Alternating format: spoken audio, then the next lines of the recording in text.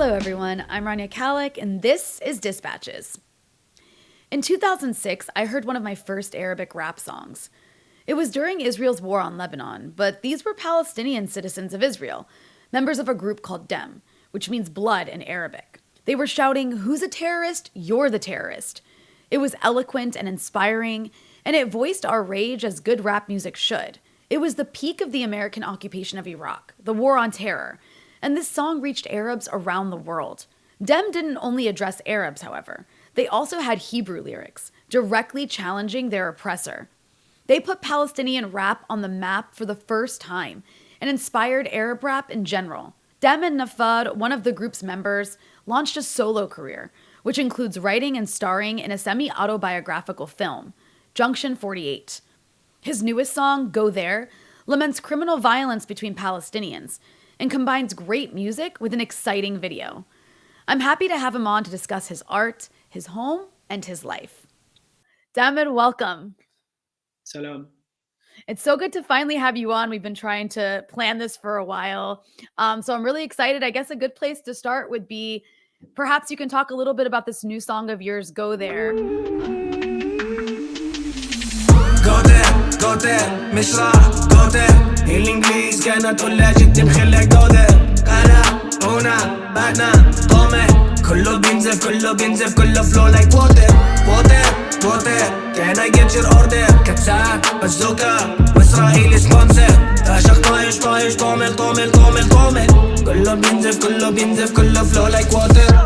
Maybe tell us a little bit about the theme and what inspired it. I'm a man of words. I really like words. Sometimes when I notice, like when a word rings differently, I really wanna know the history of it. Like I wanna know, for example, I never knew, like it's theories sometimes because words doesn't have. For example, knowing that the word mafia is coming from mafia from Arabic, so it just makes me understand. Here in Lydd and in some other places in Palestine, we use goter. It means get out of here. And I never found the root of that word until somebody told me that I've been using it. I thought it was Arabic, but turns it was go there from the English colonialism. لما الجنود, when the soldiers used to tell our grandparents, go there, yalla, go there.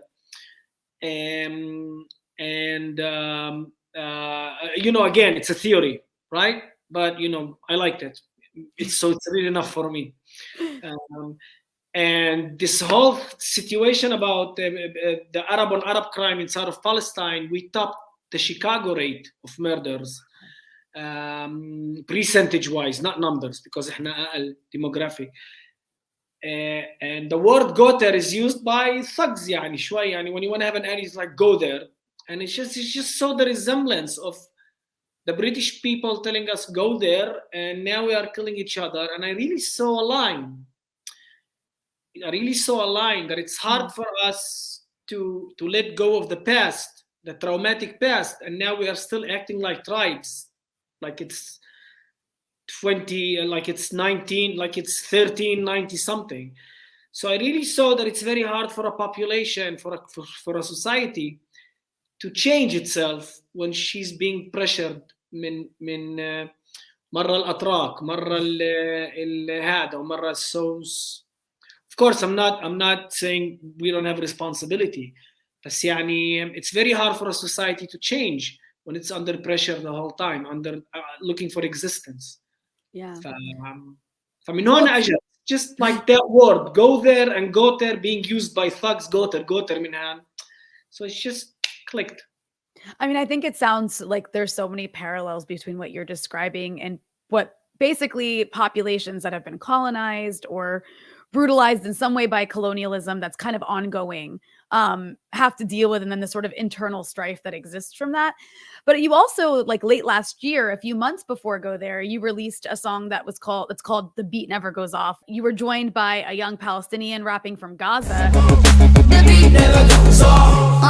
I'm a little Abu Antar, little Black Panther, على little Hamda, little Biggie, little Pac, عطوا كان فتوى, Malcolm in the middle, East. Gaza. Let the truth come, flow pure, sums up. I have a clean Dr. King, Abu Tanklan.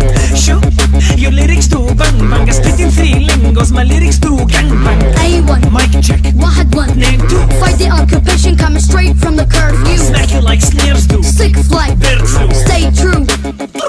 True. And it was interestingly enough, you both rap in English, which is kind of like further expanding your audience. And I found it, very symbolic, highlighting the increased unity of struggle between, what we saw in many ways, what we saw expressed in May of last year, where Palestinians both inside Israel and across the occupied territories were both confronted by the Israelis at the same time and had more, I think, international support than in the past, maybe in part thanks to the resonance of the Black Lives Matter movement, but that's kind of speaking more about what's happening in America. But I guess, so my question about this is, how did you find or discover this young Palestinian boy in Gaza? And what made you want to rap in English? I'm following a very interesting Instagram account called Meen Irhabi. Meen as Middle East, North Africa, Heat. And the account always puts interesting stuff. And I was sitting during COVID, like most of the world. I'm looking at this amazing kid. I haven't read the title even. I did it, and I noticed the video, and it was like, I think he was rapping "Changes" by Tupac. Okay. And he had a bunch of kids around him. No hesitation, just pure flow. Like, wow, the kid sounds dope. Where is he from? And I was like, a Gaza kid. I was like, okay, so he's originally from Gaza, but where does he live? Like, and I asked the page, and it's like, yeah, he's from Gaza. And it's like, yeah, but when did he leave? It's like, no, he's still in Gaza. It's like, his English is way better than mine. And he's rapping in English like there's no hesitation. And I went to the video where they mentioned his name, and I went to watch his videos, and I really smiled when I saw that blue sign saying "follow back." I saw that he's following me. Aww. So I wanted to inbox him, and I've noticed haram that he's been sending me messages from before, but it's spam. So I just contacted. What I did is just took the video, and I حطيته عندي, and I have a lot of people and key people that saw him, and it's just, I was like, listen, I have a song in English. I don't like my accent, and now you've kind of inspired me. I don't mind doing it in English. Fayallah, what do you think about it? He doesn't write lyrics, Lissa. I was like, don't worry, I got it. And I even have a good line that I wrote like 6 years ago. From the tunnels of Gaza, what's more underground than this? Because in hip hop you say I'm underground. So what can be more underground than the tunnels of Gaza?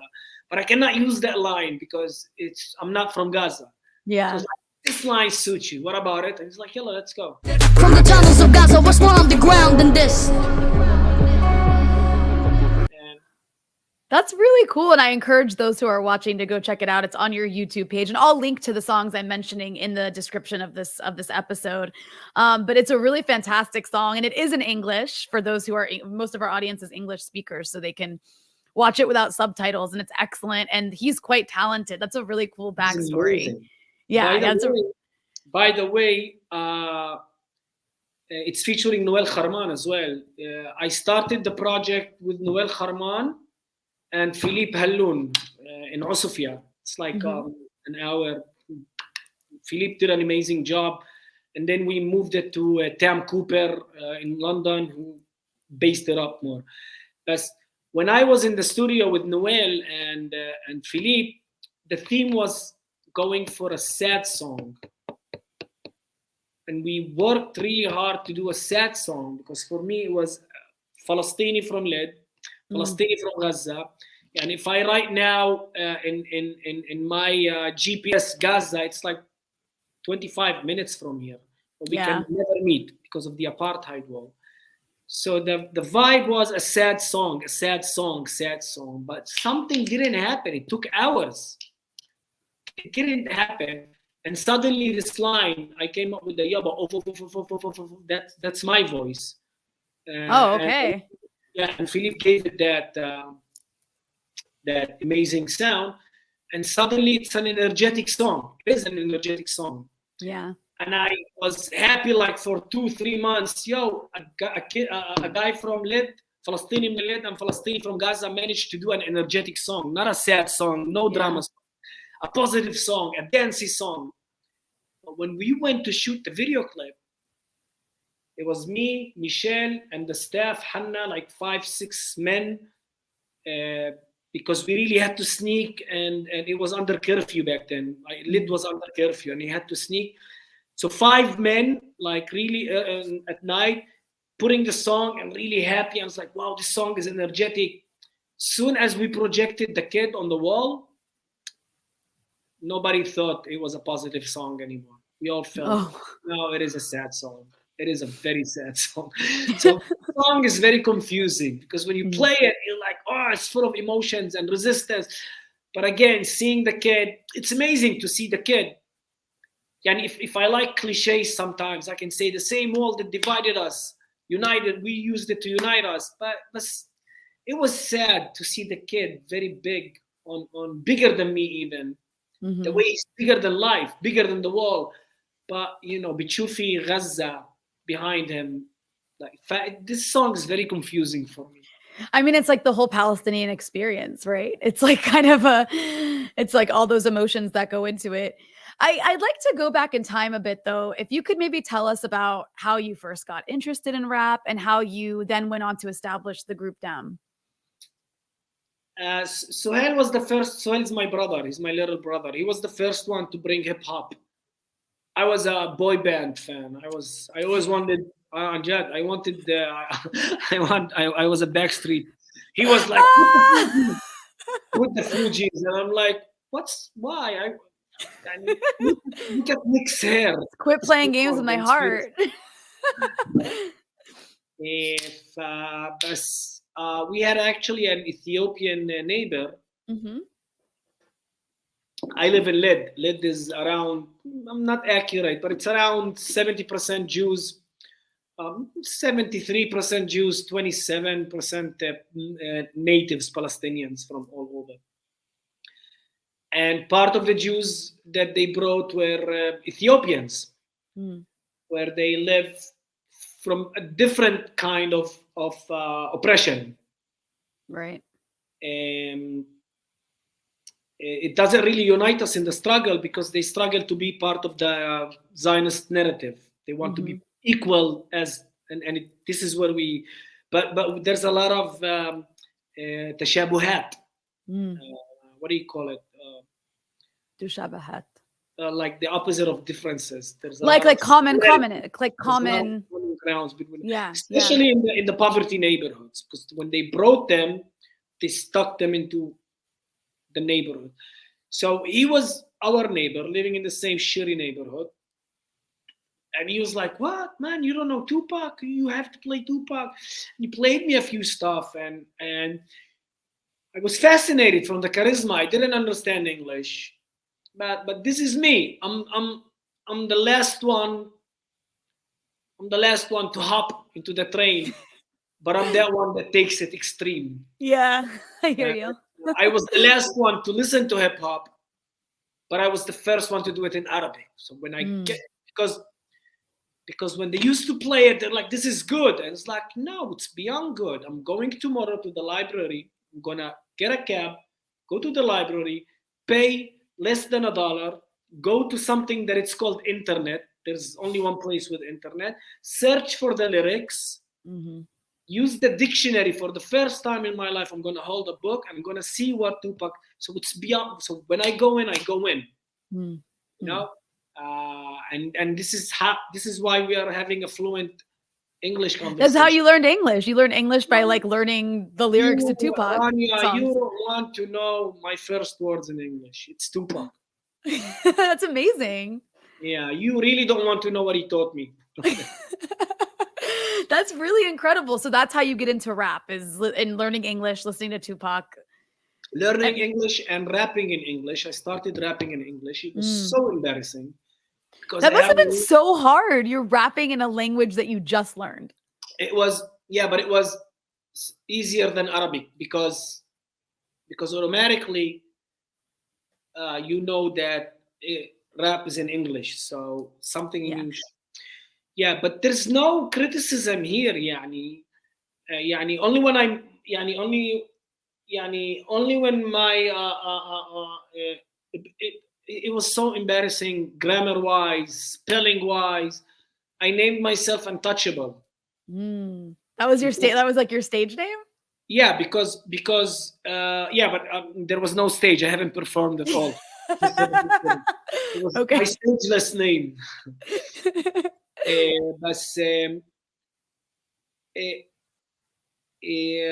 I named myself Untouchable because of the movie with Kevin Costner, and because they fought. I don't know if you watched the movie, but maybe a long time ago. Like I don't know. I forget. They are fighting. They are fighting the Al Capone and the crime and alcohol. And Lydd was the biggest drug market in the Middle East, and I wanted to fight the drugs in my city. So I called myself Untouchable, and the hook was like, "You do the Untouch BLE." And it's not touch BLE, it's touch ABLE. I missed the A even. So it was that bad. There was no autocorrector. But there is one thing that was correct, the passion.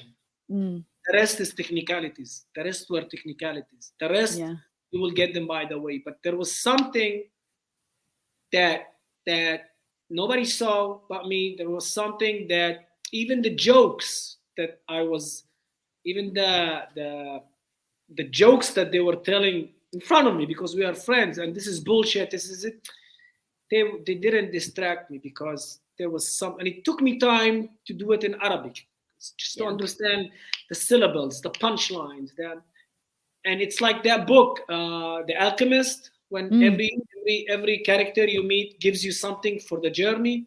So Pac, I say it in one of the songs, Pac taught me to write, Nas taught me to read, Wayne taught me to punch the lines until they fucking bleed. M taught me to rhyme. Fab taught me to breathe. And WA taught me to scream airy full police. Chuck taught me to fight the power. Hove taught me about flus. Biggie taught me to tell my stories with the groove. Just bought a pair of Yeezy to walk in Kanye's shoes. It's كل شيء كل واحد علمني إشي كل واحد علمني إشي. Give me time to firm that Arabic, to make it flow in Arabic, and shway shway also in Hebrew, and now in English as well. Yeah, that's pretty good. That's really cool. So you're doing this, and then how do you end up starting this group? Damn. So Suhail was a hype man when I started. When I started performing, he was a hype man. In the studio, he was with the camera. Suhail is a camera guy. You can go to the movie Slingshot Hip Hop. You can see footages of him filming me in the studio for the first time in our life, rapping, and he's inside, and he's very melodic. He's coming more from the reggae world back then. So he ended up doing the hook. I started doing small shows. He used to come on stage and hype it up.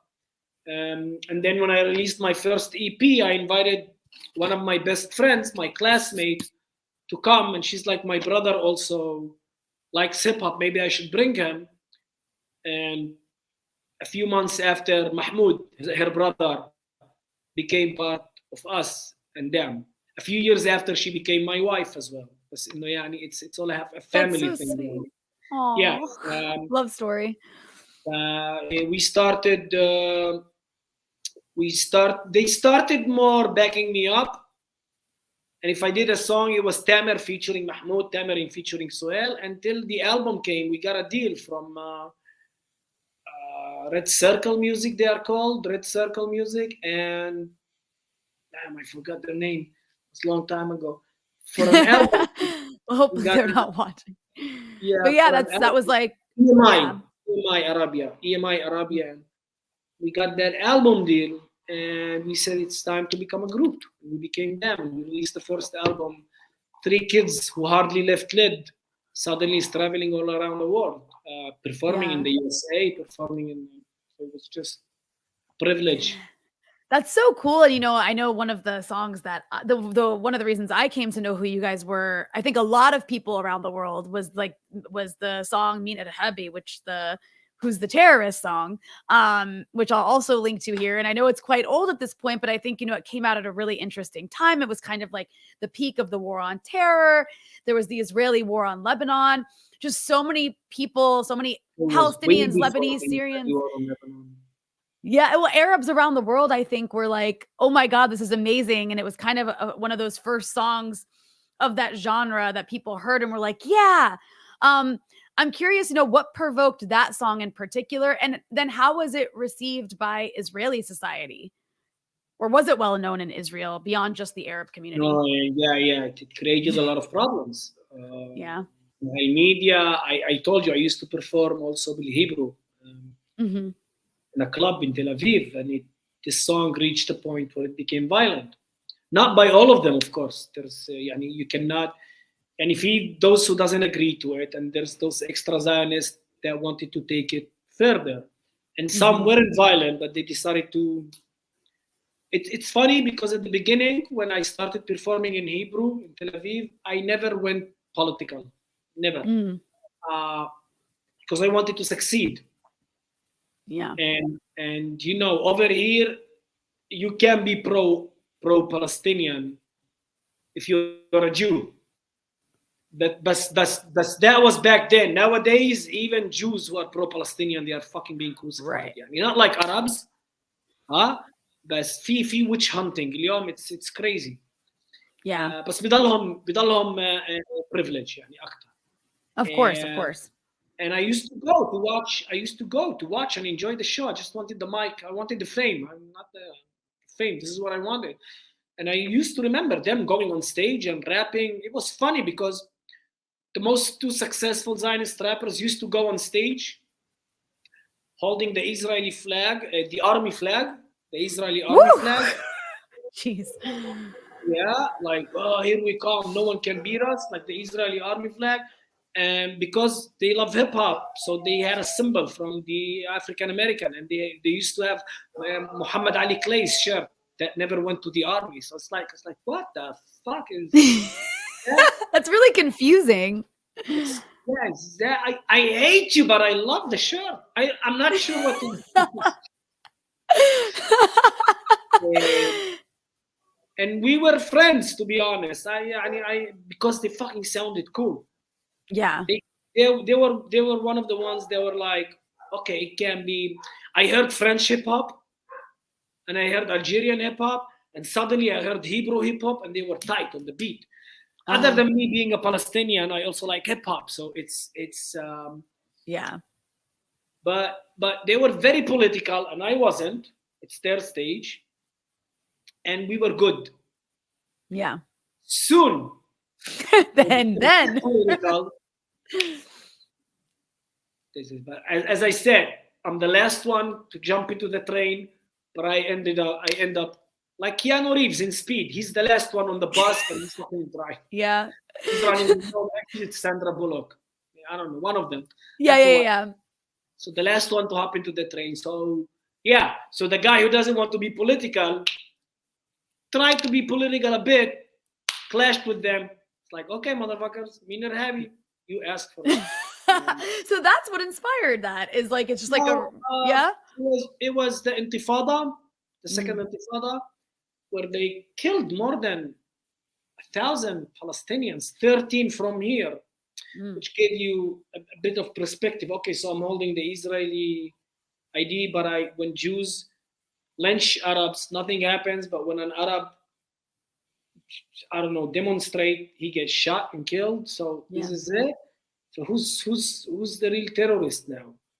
And nobody's talking about that terror. Nobody's talking. And a year after the Intifada, a Palestinian guy came into the dolphinarium and he committed suicide among 20 innocent kids. Kaman, yani.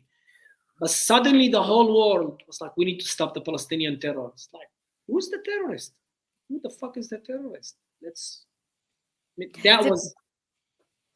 Did it cause anyone to like, I mean, I'm sure you got some nasty responses over it, but did it cause anyone to like, I don't know, think differently? Probably not. I guess it probably wouldn't cause like an Israeli Jew to question. It's a good question because it's a good question. I mean, did it cause anyone to like reflect? Or I guess, Nah, No. during the interview بعدين يعني I can share experiences where Yeah. I felt that Well, let me ask you this, because I think you described it a little bit, but I'd like you to elaborate if you can. How is the Palestinian rap scene different from the rest of the Arab world? for the good ولا for the bad ولا for Both. Like, I'm sure there's, because Palestine, I mean, there's such a unique situation taking place where you live, that there must be differences, perhaps good and bad, that maybe don't exist in Iraq, for example, or other countries. the bad thing is not just Palestine, also Sham in general يعني كمان سوريا مثلا for example. There's a lot of talents, but there is not a country to back it up. Give you an example. يعني now if you look at Egyptian hip hop or you look at Moroccan hip hop, because there's a country, then they are part of the billboards. They are suddenly part of doing commercials to cellular phones.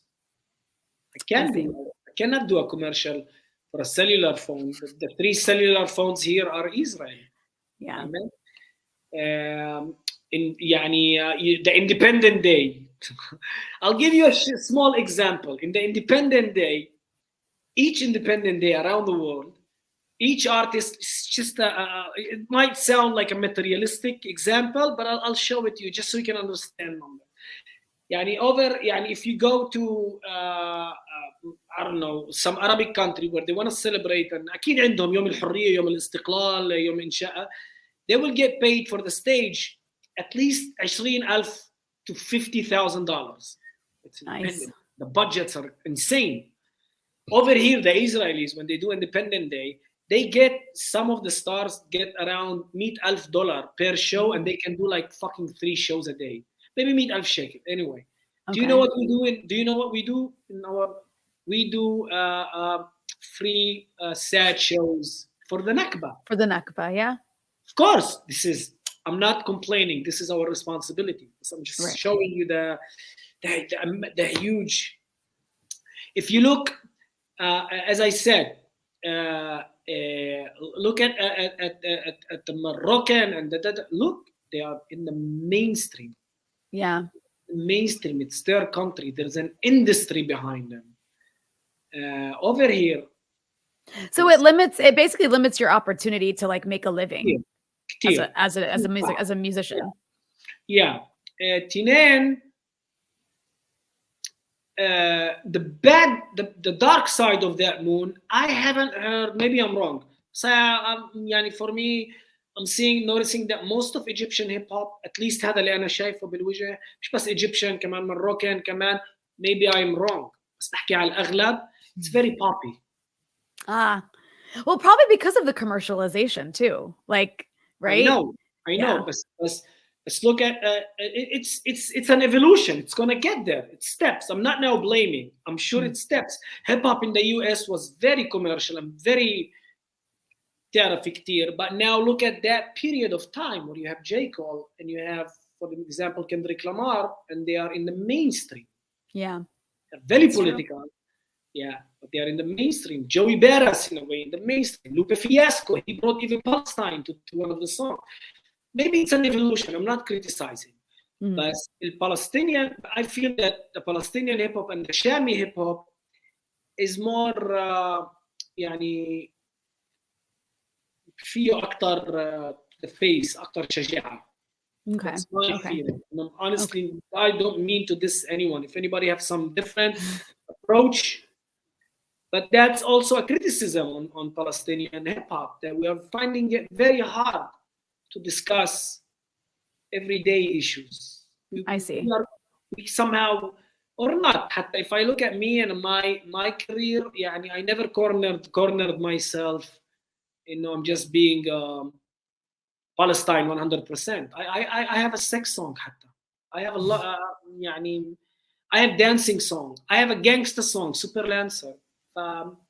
It's one thing I will say about the Northern African hip hop. I would say we are more lyrical but I would say they really kicked our ass when it comes to music. They are very original and creative with the music. I must say that Sham hip hop sounds more like American hip hop. And by, just for those who are watching, when you say Sham, you mean like the Levant area, like Syria, Lebanon, Palestine, just for I those would who are say, music-wise, INSI lyrics, music-wise, we still don't have that identity. Yes, we sound like Americans, like the rappers we grew up on. We might add a bit of oud, a bit of that. But there is something like, for example, in Egypt, the drums that they do, the mahragan hip hop thing, it's very unique and it's them. And I envy that. They found a music identity that we still have. That makes sense. In that sense, then, who would you say is your favorite Arabic rapper and why?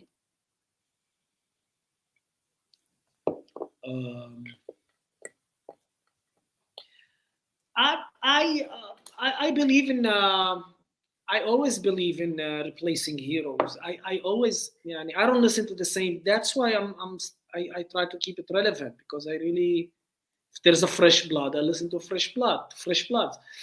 But for now, there's nothing coming. Okay, fair enough. Fair enough. If anything comes to mind, feel free to let me know. But I guess, talking about like the sort of commercialization of hip hop, how do you conceptualize your role as like a conscious rapper? Obviously, you are very diverse in what you rap about, but you do have this sort of political angle that you take in many of your songs. So how do you see your role as like a conscious rapper, as you like in the context of this hyper commercialization of music?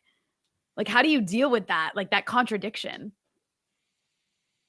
I want to deal with it by keeping it real to myself, keeping it real from both sides.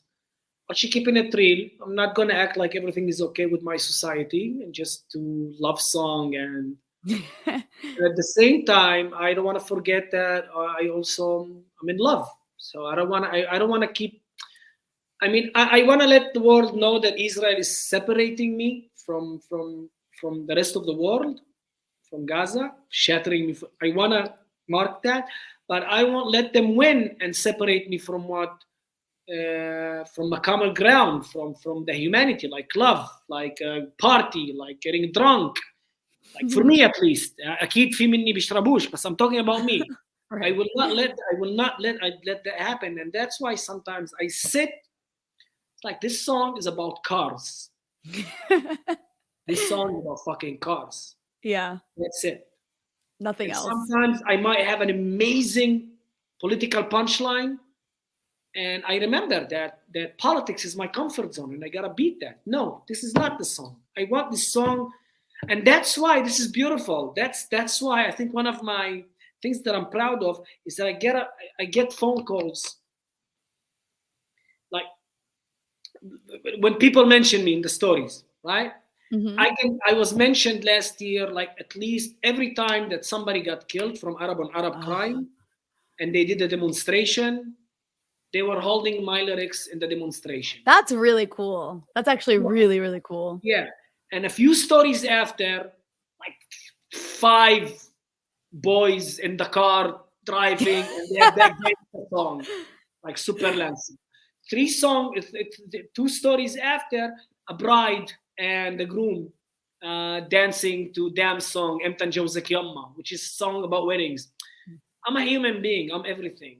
Yeah. I'm upset. I'm in love. I'm political. I'm resistant.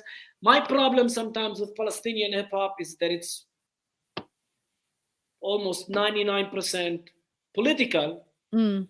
My problem with other rap from the Arabic world, that it's 99%. I think we deserve to be adi, everything. Yeah. Yeah. A full, like, rounded human being. Yeah. Of course. Are you at all worried about how some Arab countries are, or let me say it this way. Are you worried about some Arab countries normalizing with Israel through music, like using culture as a weapon? The use of music and culture as a weapon to normalize. There are some Arab countries that have already normalized, but this sort of cultural normalization, does that concern you? In يعني بكبير, yeah, it's a very tricky question, and it always raises. It's like this gray area. I think, yani, when Arab countries are normalizing diplomatic relationship, and embassy relationship with Israel, right? I don't understand is when, for example, an Arab artist comes to perform in Nasra for Arabs, everybody's like, that this is normalization. Why? I feel very upset that the weak link is always the artist, and the responsibility is only about the artist. The diplomatics are fucking selling gas and weapon and مسكرين على غزة with the sink of Israel, and now كل الدول العربية بتصير ضد الفنان عشانه أجى على الناصر على سبيل المثال. So this is hypocrisy.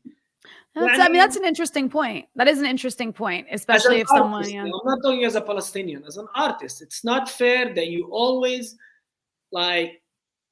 you always expect that the artist will be that guy, that shaheed, you know. You're talking about like Arab artists specifically. In general, kulshi. In general, I'll say in general. I'll give you an example. Now, if I go, I've been through a lot. Normalization is a lot. If I go and it's funny, I'll tell you a story. Do you know the Betlin? I did a project called Betlin. Betlin is one of the most amazing projects, institutes. It's for kids who, if they get sexually molested, will violently hurt. They need to call, what do you call it? Like a hotline. Like a hotline, yeah. They need to call a hotline. Now, you have a few for the Jews, right? So a few of the Palestinians in Nasra initiated, and they opened another Betlin in Nazareth. Like if an Arab kid gets hurt, like Arab kid from inside of the Palestinian citizen of Israel, right?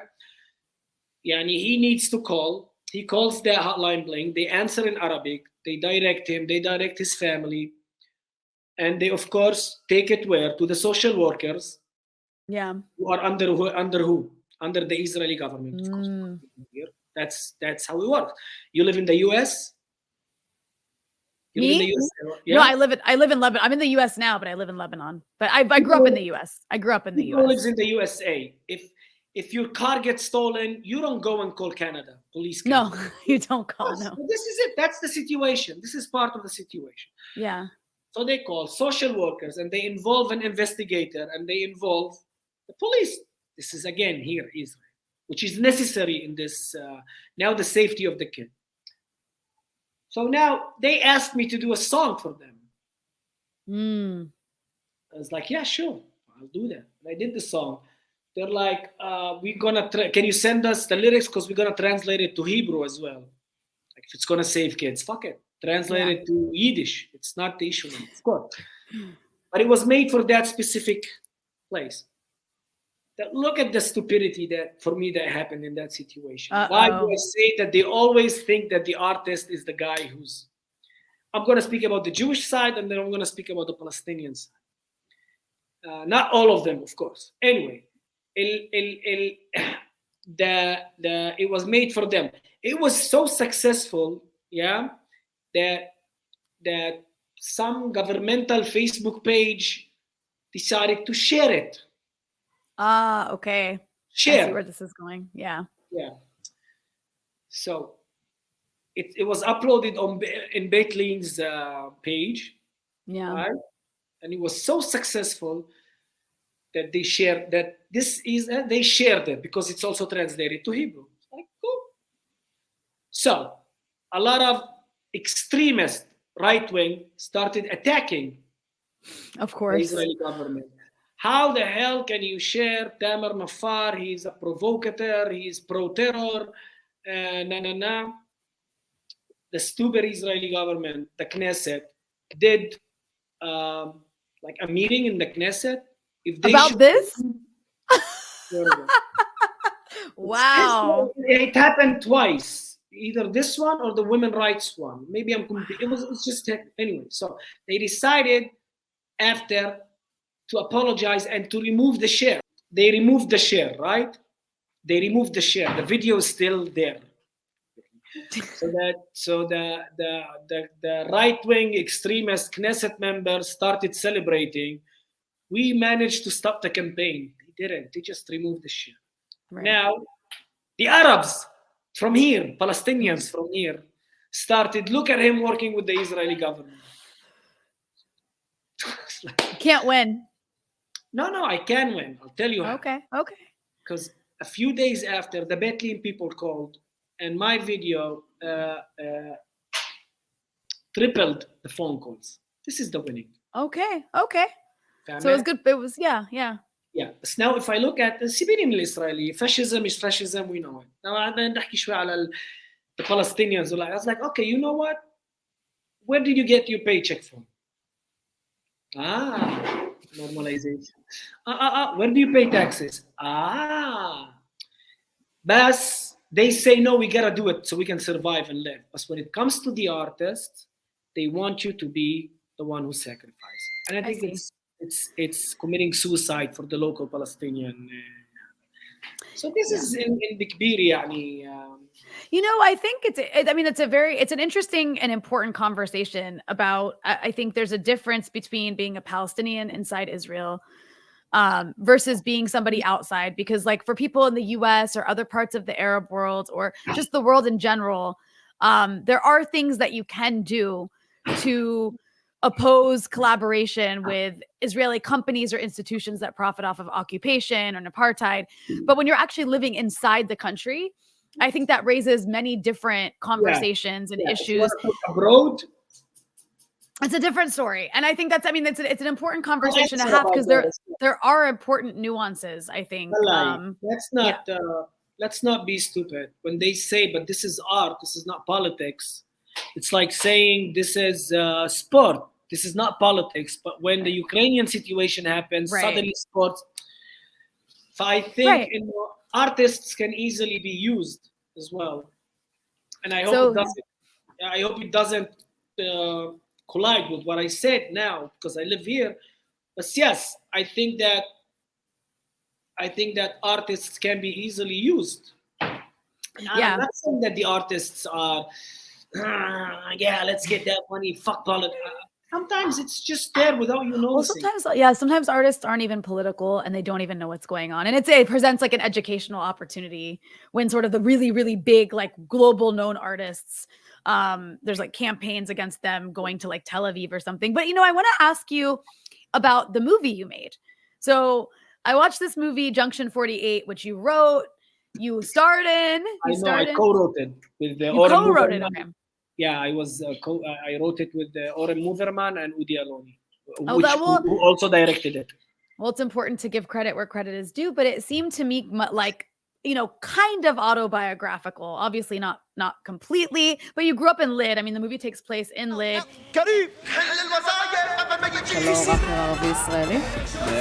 Welcome to the Middle East. עכשיו נעבור לקרים hours. סלבריטי עמי. השירים שלי לא פוליטיים, הם פשוט מתעדים מאיפה שבאתי.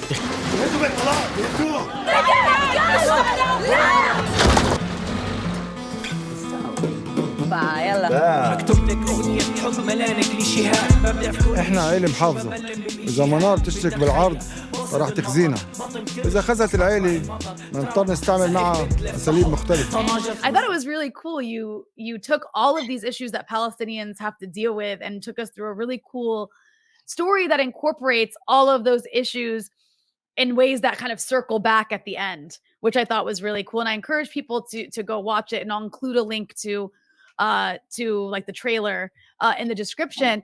But the character and you portrayed in the film, he's a rapper like you, and he has to put up with what you talked about, this kind of racist Zionist Jewish rappers that he's also sort of rapping at the same clubs as. And so it sounds like this is something that this kind of came from your own experiences, particularly of someone who's like proud of being Palestinian, which just by its nature challenges Israel's existence.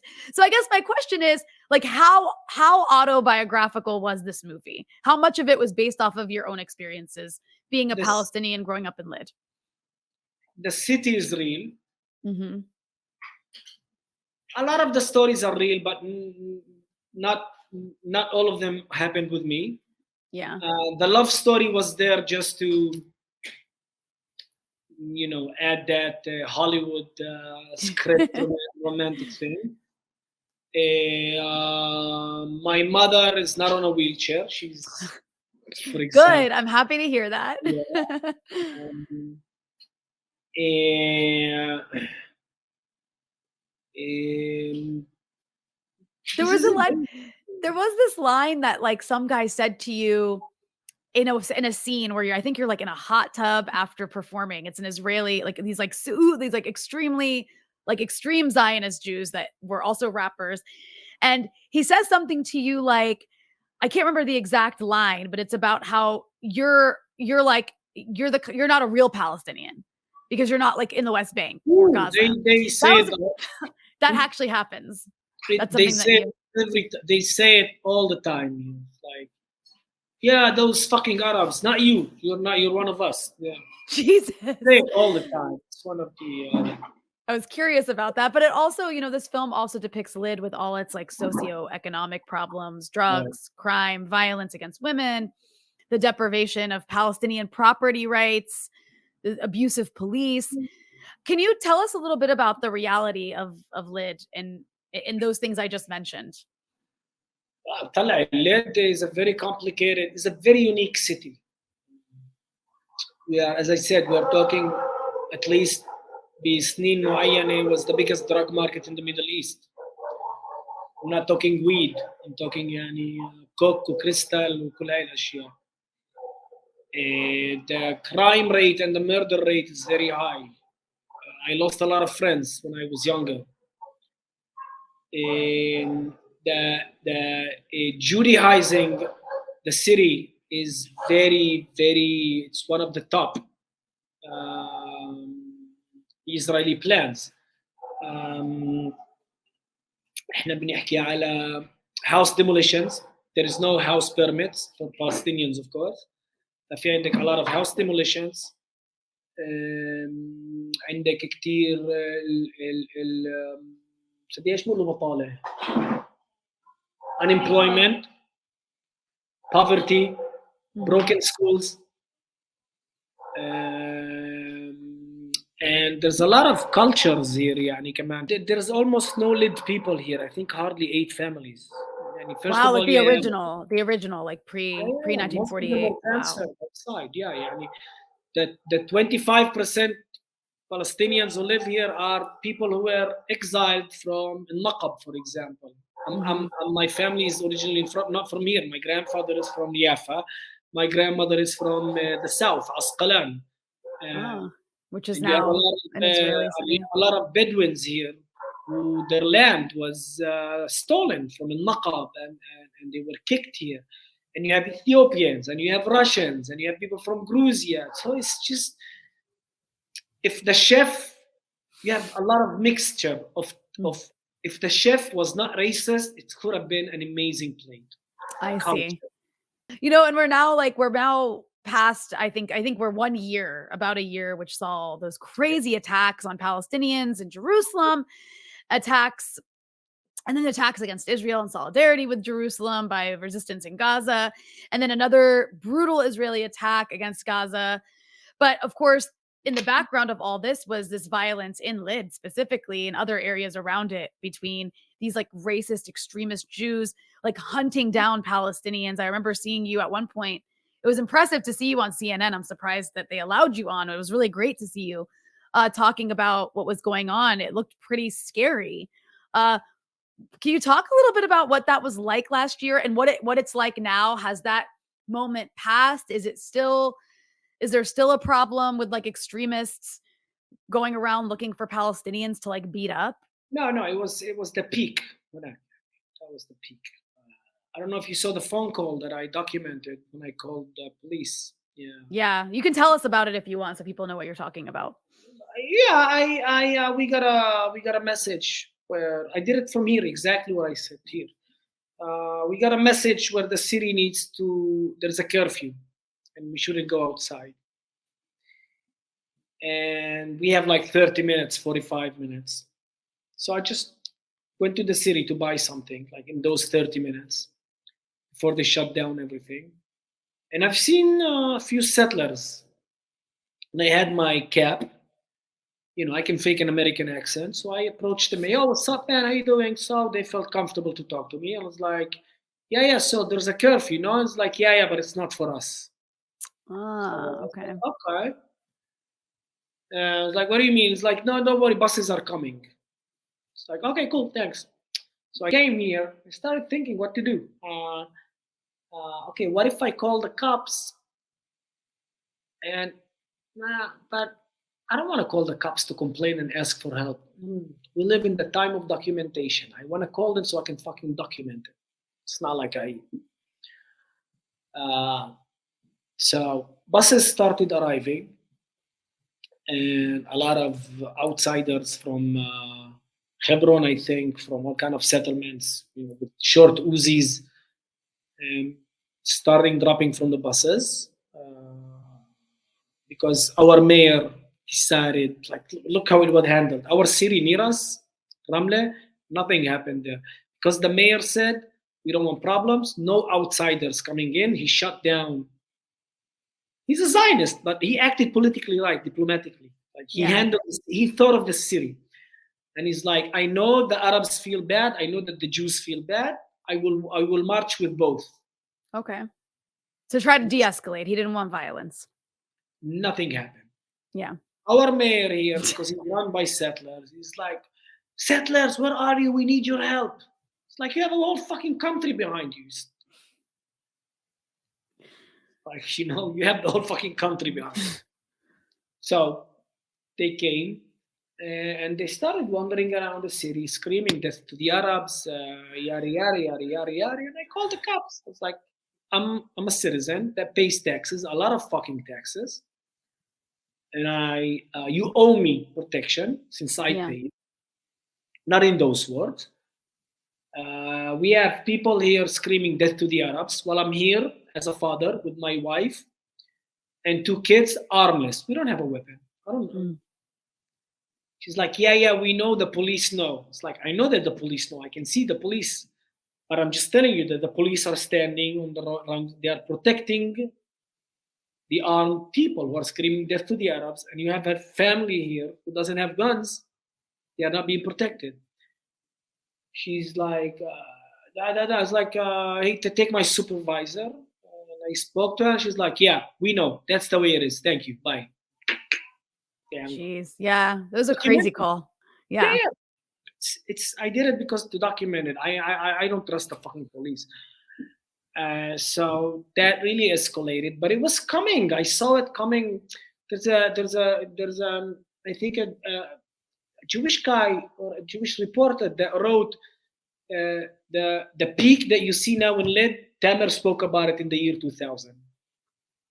It's all house demolition, and you know, we grew up in a shitty neighborhood, and suddenly you see settlers coming, building amazing neighborhoods where you're not allowed to build a house in, third the price.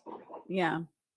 And they are being backed for one reason, to Judaize, to make Lydd Jewish. This is the that's what you call it. That's the statement. So you can see the supremacy high. It's like in your face. Yeah, it's in your face. This was bubbling. Unfortunately, it reached a situation where 2 innocents were killed, a Jewish guy and a Palestinian guy. A Jewish guy was lynched, a family guy, which is unfucking necessary. It's sad to see that. But at the same time, look at the way that they handling both situations. In 1-2 weeks, they arrested 5 Palestinians that are responsible for the lynching of the guy, and they are arrested. 3 settlers used their guns to shoot Musa Hassoune. Mhm. We don't know their names. They were investigated for 1-2 hours, and that's it. And only a week ago, a few days ago, a video was leaked from the investigation room. Yeah. Have you seen it? Yeah, I saw. Well, I saw the article about it. I didn't watch the video. I can't understand what they're saying, but Amazing. yeah, It's amazing. the police are basically talking about The or they're supposed to be investigators, investigating. They're supposed to be yeah, investigating the they're like, Jewish we need suspects. 3 people shot. We need to know which weapon, like 2 shot in the air and 1 shot the guy. We need to know. And there's like, no, don't do anything, just release them. They didn't Yep. even investigate. Even the guy who killed him, I think he doesn't know that he killed him. Oh, seriously? Yeah, I figured out if they shot like this, Yeah. one of them hit, and the police didn't investigate which bullet came. They didn't even do that. They just shut down the case because that's the policy. This is the and you know what? It's okay. You wanna take care of your people. You wanna be racist? Okay, just give me back my fucking tax money. It's a good. I mean, it's a fair point. I have my money. Yes. I mean, it just sounds like such a dystopia. Do you ever worry of like when you see the way that relations very, very quickly deteriorated between these like crazy extremists, how things can get violent so quickly? Do you ever worry about like a future civil war? Again. It's going to happen Yeah, again. of course it will. Of course it will happen again. But it's kind of like, do you ever worry it's kind of like a small version of what could explode across the country at some point if the system remains in place? I said in one of the songs, have you seen what happened? Well, it's just a teaser. It's just a teaser. I'm not saying it as threatening because at the end, and not being No, it's just logical. Not to threat, not to analyze, and not even to be a Palestinian hero. I'm saying it as a father. We, at the end of the day, because it numbs down to this. I can share with you all the philosophies around the world and all about the struggle. But at the end of the day, you sit here and you want to protect your own. Of course. It's real. And of course, yeah, your kid's future. That's what comes to mind first. It makes me so sad that it goes, obviously you deal with this in Palestine in such a more extreme way, but it makes me so sad that I get to go from Beirut, I can go to Damascus, I can go to Baghdad, but I can't come visit you. Like you can't come visit. It's the way that the situation splits up the entire region. We'll meet in the US. One day, yeah, but it's sad. It's sad that's like, I'll see you on the other side of the world. But this is what being a broken and shattered society. Yeah. And again, I cannot meet MC Abdul from Gaza. It's just simple as that. Well, Tamer, I really appreciate you spending the hour with me. This was such a great conversation. Can you just let people know who aren't familiar with your work where they can find your work? Instagram, YouTube, like the rest of the world. Instagram, YouTube. I'm trying to be good on TikTok, so cool. Oh, okay, that's good. I didn't even know you were on TikTok. That's good to know. Well, on that note, thank you so much. We appreciate you having you on, and hopefully we can have you on at some point in the future. Shukran lak.